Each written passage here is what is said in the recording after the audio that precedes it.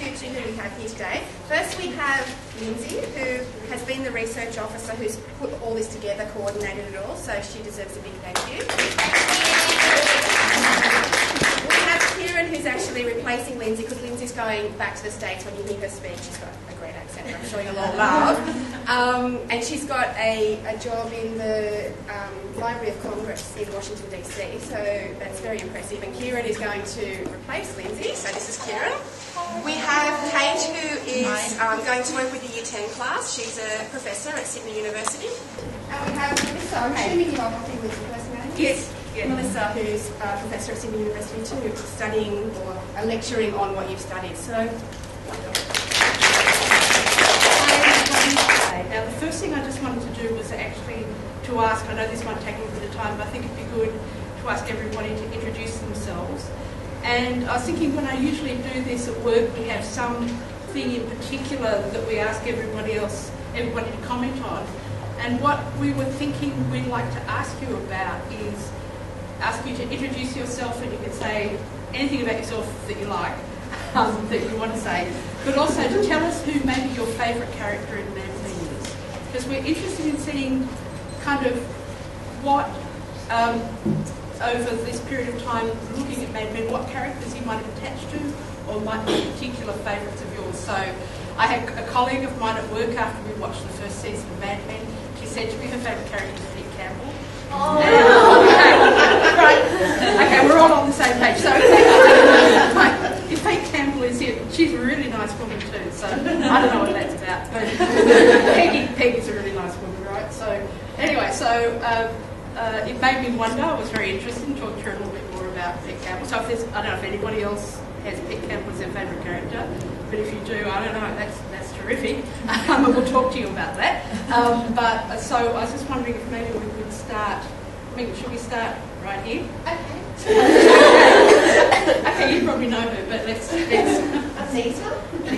Hi, Nita. It's funny you say that about Pete Campbell. Okay, here we go. He's definitely not a favourite. He makes his own gender in the society that he lives in, as everybody is, and I think that part of the reason he's such a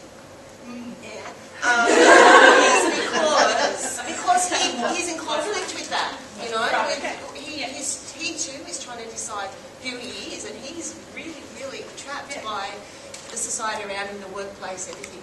So, he's always. But my favourite. So I think she's saying her favourite character. I'm Joanne, and my favourite character is Don, just because he's hot. Because of that, and because I think living with him would be hell, but watching him from an outsider's view as an audience member, it's just so complicated.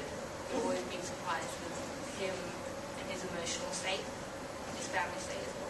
So good to be surprised by somebody from afar, but not necessarily up close. Yeah. You know, different. Yeah. Okay. So Don, all right. I'm Zainab. My favourite character would be Peggy, just because I like her give in to society at first and just give up her individuality to be like everybody else, and then she slowly realises that she was wrong. Okay. She stands up for what she wants. Right. And how does that realise that? How do you think she realises that? Is that because of the consequences of things, or the comments she gets from everybody? Okay. Right.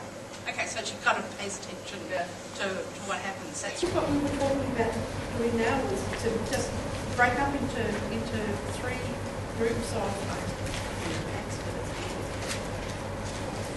about 10 each, and you just talk a little bit about those scenes and where you think kind of an analysis or a thought about gender is very helpful. I mean, obviously that last scene seems to declare itself, but you might want to think about how gender intersects with other things. So we've had questions of gender and race, gender and religion, Jewishness, which has come up in 2 different contexts, quite retail Jew, but also, of course, the doctor and Freud. But also age, so that last little section where Don is talking to Pete, and it says, you know, Pete left his manners back at the fraternity. Let's talk about that last scene between Don and Pete. That kind of search for power. What do you think is happening? Just the way that Pete is how they're negotiating that you know, with the photo, and he's not speaking to his wife, he's speaking to them. Really. So it gives us some kind of sense of Dawn straight away. It's very predatory, the way they sort of circle around her. Right, and the way that they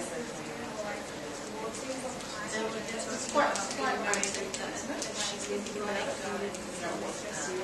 So what's fantastic? No ideas? I mean, John's kind of what they're saying, they're the most powerful. They're saying that women, you know, try to snare them, and he's almost like they are that. So you see, it doesn't fit him well, even on the start. I think that one of the most insidious things that you see in this series is the way that women perpetuate the objectification and the positioning of women. Yeah. So if we could just wrap up. Okay. I think you're just you're desperate to say something. Well, talking about first impressions, especially with Don and like how he interacts with other people from like different races, and with Peggy, how he sort of defends her. That's what we sort of and the camera angles and like talk about the metaphor of smoke. Metaphor of the smoke. Great. Yeah, metaphor of the smoke. Yeah, good. Well, that's exciting. Yeah. We also spoke about the shift in the workforce, about the ages. You see, as Peggy first enters the lift on her first day, the young men behind her start talking, and he quotes, "You have to teach them, tell them what type of man you are, so they know what type of woman to be." Okay. Yeah. Well, stop there. Through her first 10 minutes in the workplace, she gets out of the lift and she's already been exposed so much. Jane gives her a little tour, not telling her how to survive in the workforce, but teaching her, teaching her how to survive in the workforce. So not telling her how to work, telling her who she needs to be. It's not about the work. It's about how to relate to people. We talked about the different reactions and classifications that we saw in the clip. We talked about how Peg was making comments on Peggy, and as she was a sexual object, and it was very blatant, and it's really how he feels about himself, and how women set up the idea for other women. You got quite in depth should be. Yeah, don't worry, I'll skip up. More in depth than a never skip. Don't skip. And he wants to be in power, and how in the elevator scene, there was a sense of danger because the lighting was on Peggy, and then they were kind of like mysterious. Okay, so this is kind of formal thing that we're talking about. And how in the elevator they were talking about he's going to get married, so he's going to be naked in, and how Joan herself told Peggy, that's what you want to be to live like as a housewife, but then Midge rejected that when Dawn said, do you want to get married as Joan? And then he says to Midge, I don't want to go to school tomorrow, which shows how he wants to be nurtured, and that's shown again through how she's doing grandmother's cards, because she's in the same kind of industry. And then there was about... we talked about a lot. Yeah. Rachel's first mother. Yeah. And how there's power imbalance even within men, how Dawn talks to Pete and how Joan talks to Peggy, and how she says the typewriter is something they made it easy for even women to use, and how when Pete was on the phone he was really talking to his friends and not his wife. What he was saying. Right, okay. Alright, that's an interesting observation. Okay, why don't we just... We'll stop there because I can see that you've covered a lot. It's terrific. I'm not...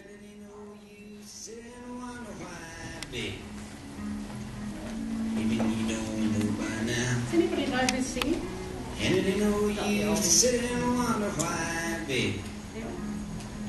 Bob Dylan. So we're finished with this Bob Dylan. Has everybody heard of Bob Dylan? Does that something? Alright, so this is a song you don't think twice, it's alright. So we're kind of, one of the things that's happened